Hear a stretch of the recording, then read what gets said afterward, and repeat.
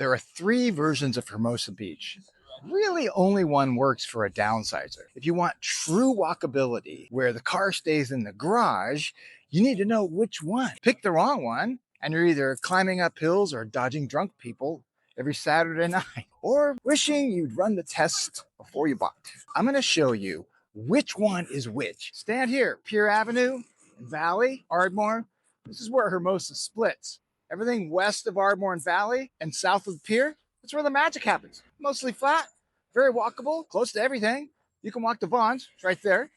You can walk to restaurants, you can walk home. One tiny hill, you'll know it when you see it. No car needed. That's not a beach town selling point. That's a livability play. South of the pier, flat walk streets, that's the prize. Between 9th and 16th, that's downtown. We'll get to that in a minute. The rest, incline. And it doesn't care if you're 45 or 75. These Hermosa Beach neighborhoods were built on a sand dune, so some hills are steeper than others. And most people, they don't even know it's here. They see Hermosa Beach on a listing and stop thinking. I'll explain. This is the half and half run.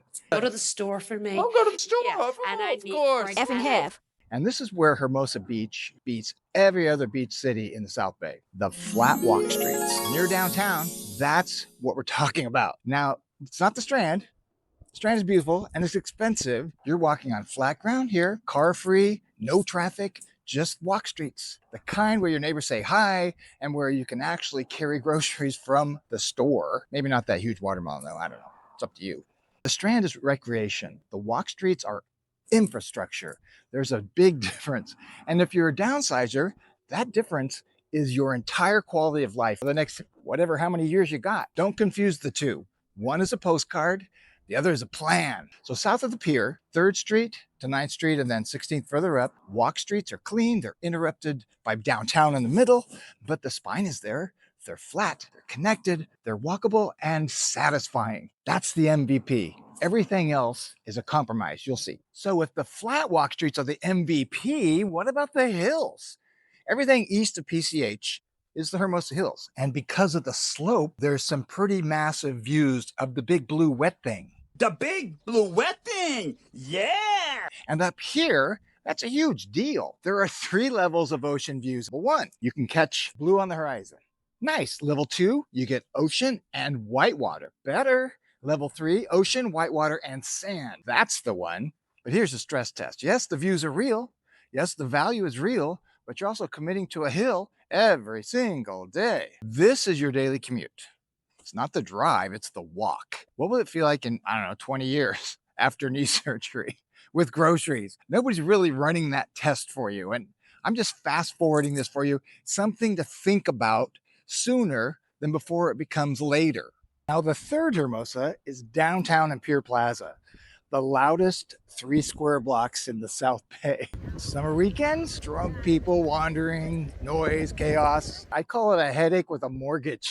The listing says vibrant beach energy. Here's the thing. This area is flattish, close to everything. And on paper, it looks like the sweet spot. But if you get too close to Pier Plaza and downtown, you discover that the first Saturday in July, every bar downtown has live music till 2 a.m.